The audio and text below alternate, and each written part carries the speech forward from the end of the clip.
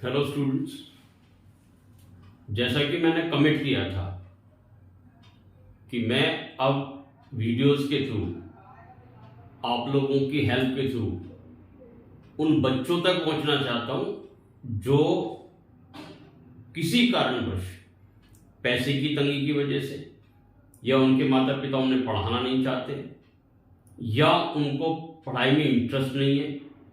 Interest ना होने के बहुत सारे कारण हैं जिसको मैं कभी अपनी वीडियो में डिस्कस करूंगा।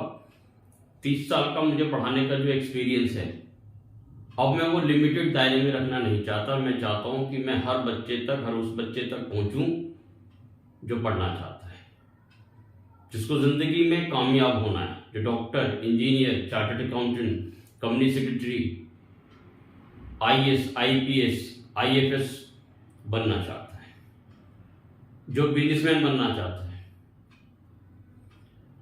कामयाबी चाहता है। पढ़ाई उसको समझ में नहीं आ रही, स्कूलों में जो कुछ उसको समझाया जा रहा है वो कहीं ना कहीं किसी कारण से, मैं किसी को दोष नहीं देना चाहता, सिस्टम की कमजोरियां सबके सामने हैं। मैं वीडियो के थ्रू किसी का आलोचना नहीं करूंगा, उसमें सभी हम कलेक्टिवली जिम्मेदार हैं। ट्यूशन वाले की भी इसमें कमी हो सकती है, स्कूल के अध्यापकों की कमी तो मैं नहीं मानता हूं, उनके भी बहुत सारे रीजंस होंगे।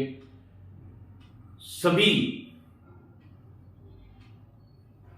बस मैं आपसे बस ये चाहता हूं कि मेरी वीडियो को आपको आगे तक पहुंचाना है। यह मेरा काम नहीं है, मेरा काम वीडियो बनाना है। ये जिम्मेदारी मैंने आप लोगों को दी है। आप इस वीडियो को एक सामाजिक कार्य के थ्रू हर बच्चे तक पहुंचाइए जो पढ़ना चाहता है, जिसको कंसेप्ट क्लियर करना है, जिसको मैथ में हर सब्जेक्ट में, मैथ, साइंस, इंग्लिश, हर सब्जेक्ट में कंसेप्ट क्लियर करने हैं, पढ़ना है, आगे बढ़ना है, उनके लिए वीडियोस में ये बना रहा हूं। ठीक, आपने कहा, आपकी कमिटमेंट, मैं अपनी कमिटमेंट को पूरा करता हूं। और आज मैं शुरू करता हूं सबसे पहले सर्कल। आज भी मैंने क्लास में आप सभी को समझाने की कोशिश करी है कि मैं कभी भी कोई फॉर्मूला आपको रटवाता नहीं हूं। सारे फॉर्मूले मैं आपको बनाकर देता हूं, चाहे वो पेरीमीटर है, रेक्टेंगल का, स्क्वायर का, चाहे वो एक सर्कल का एरिया है, सर्कल का सर्कमफेरेंस है, किसी भी चीज का फॉर्मूला, चाहे वो ट्रिग्नोमेट्रिक रेशियोज हैं, ट्रिग्नोमेट्री के फॉर्मूलाज हैं, मैं सभी फॉर्मूलाज बनाकर देता हूं, डिराइव करा के देता हूं। मुझे नहीं मालूम कि आप इतने सारे बच्चों में से कितने बच्चे उसको ठीक से समझ रहे हैं, लेकिन मैं अपना बेस्ट देने की कोशिश करता हूं। यहां भी वीडियो के थ्रू भी मैं अपना बेस्ट दूंगा, अपना 100% दूंगा। आप एक बार में इसको समझ सकते हैं। जो बच्चे क्लास में किसी कारणवश अपसेंट रहे, आ नहीं पाए, उनको मैं इस वीडियो के थ्रू एक रिवीजन उनका हो जाएगा, घर बैठकर वो कर सकते हैं। नाउ अब जरा ध्यान से देखना जो मैं समझाना चाहता हूं। ये एक सर्कल है, ठीक, ये इसका सेंटर है, इसको कहते हैं ओ का मतलब होता है ओरिजिन। ओरिजिन मतलब केंद्र। जब भी आप कोई भी एक सर्कल बनाएंगे तो एक केंद्र होगा। स्कूल में कहा जाता है कि 200 मीटर का ये ट्रैक बनाकर दीजिए। हर बच्चे के बस की बात नहीं है, एक्यूरेट 200 मीटर का वो बना नहीं पाएगा जब तक कि वो कैलकुलेशन नहीं करता।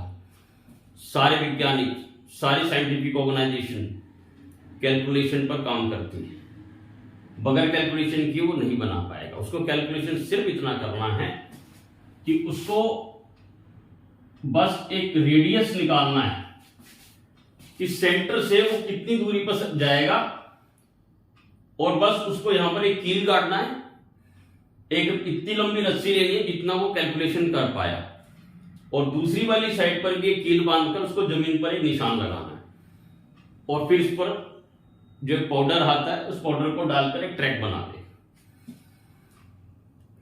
चाहिए क्या, मैं आज आपको कैलकुलेट करना बता रहा हूं कि अगर आपको ये एक सर्कल का पेरीमीटर निकालना है। आज मैं ज्यादा लंबा वीडियो नहीं बनाना चाहता, सिर्फ सर्कल का जो पेरीमीटर है वो हम कैसे निकालते हैं। पहले मैंने आपको बता दिया, इसको हम कहते हैं रेडियस। रेडियस, ठीक है, जिसको हिंदी में हम कहते हैं त्रिज्या, ठीक है। और अगर मैं इसको पूरा कर दूं, अगर मैं इसको पूरा कर देता हूं तो ये डायमीटर हो जाता है, डायमीटर, जिसको हम कहते हैं हिंदी में व्यास। क्लियर? मेरा काम आज सिर्फ आपको ये समझाना है कि ये जो गोलाई है ये कैसे निकाले, जिसको हम सरकमफेरेंस कहते हैं। सरकमफेरेंस, स्पेलिंग पर भी ध्यान देना, हर चीज सीखिए। सरकमफेरेंस, सी, इसको हिंदी में हम परिधि कहते हैं, या सीधी बात कहें तो, और मैं और नीचे लैंग्वेज में आता हूं, नीचे नहीं कहूंगा, मैं और स्पष्ट करता हूं कि इसको घेरा भी कहते हैं। ये जो घेरा है, इसकी लंबाई कैसे निकालते हैं? कई बच्चों को बस ये मालूम है कि इसकी लंबाई निकालते हैं 2πr से। ये बात सही है, इसकी लंबाई निकालनी है तो 2πr निकालना है। क्या ये पढ़ाई है? ये पढ़ाई नहीं है। c बराबर 2πr होता है, ये पढ़ाई नहीं है। ये 2πr क्या होता है ये पढ़ाई। 2 सबको समझ में आता है, r भी समझ में आता है। ये पाई क्या है, यहां बच्चा डर जाता है, इसको वो ढोता है अपने दिमाग में एक लंबे समय तक। कोई भी उसको ये बता के नहीं है।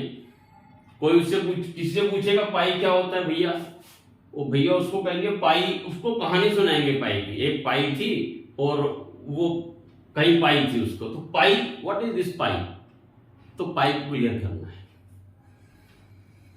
यहां पर बच्चा अटका हुआ है और उसके बाद वो फिर मान लो 5वीं क्लास में, तो फिर 6ठी में लाके इसको लेकर 7वीं 8वीं 9वीं 10वीं 11वीं 12वीं पाई क्लियर नहीं किया। मैं आपको पाई क्लियर करता हूं क्या है। आपको क्या करना है, ये जो इसकी लंबाई है, आपके घर में कोई भी ग्लास हो या कोई भी प्लेट हो या कोई भी बैंगल हो, आप इनको ले लो। तो उसकी जो गोलाई है, इस गोलाई को आप नाप लीजिए किसी धागे से। धागे से नापकर सीधा करके उसकी लंबाई नाप लो।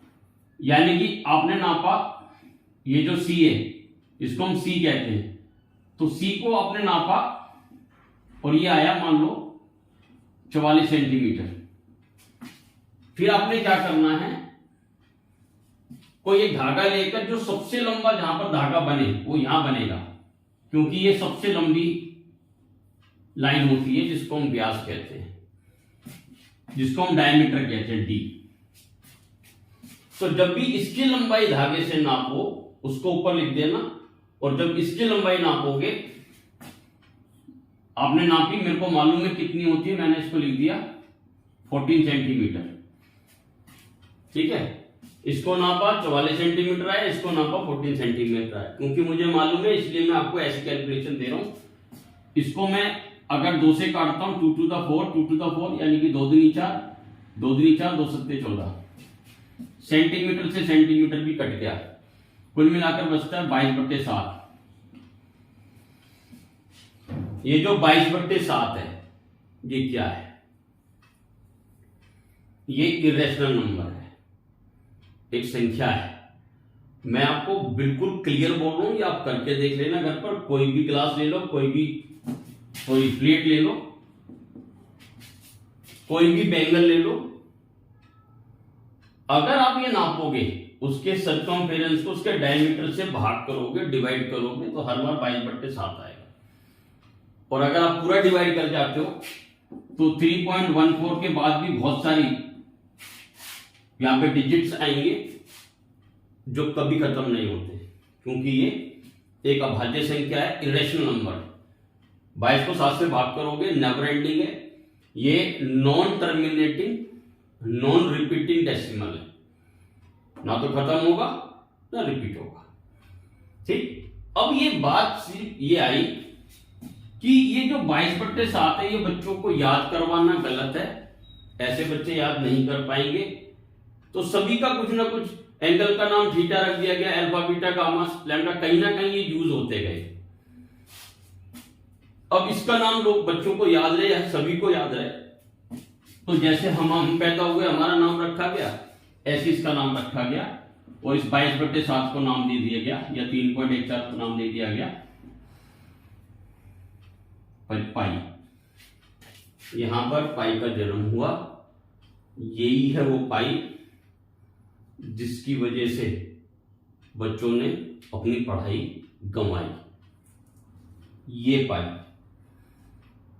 तो इस पाई को क्लियर कर लो, पाई कुछ भी नहीं है, 22/7 का नाम समझ लो प्लीज, इसको क्लियर कर लो और आगे बढ़ो। नाउ जो मैंने अब आपको फॉर्मूला बनाया है वो है C/D। अब D क्या है? D आप समझ सकते हो, D इतना बड़ा है, यानी कि वो रेडियस का डबल है, तो 2R लिख देता हूं मैं। तो अब कुल मिलाकर सारी वैल्यूज को समझते हुए बस मैं इसको लिख रहा हूं।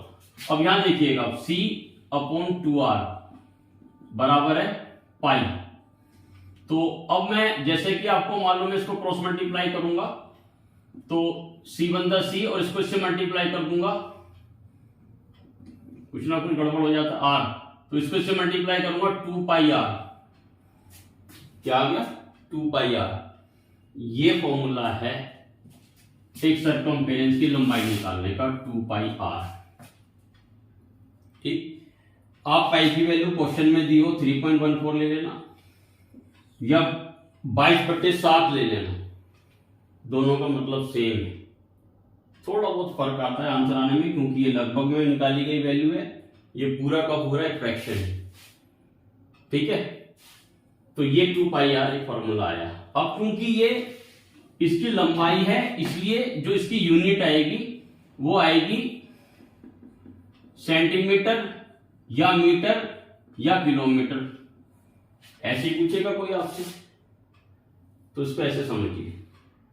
आज मैं बस इतना ही समझाना चाहता था, बहुत शॉर्ट वीडियो मुझे बनानी है, और मैं चाहता हूं समझो आप, जान लगा दूंगा मैं इसको समझाने के लिए, समझना आपने है।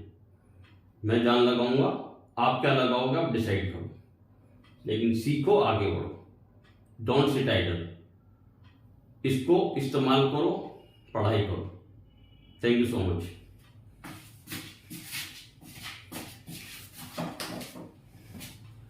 अरे भैया।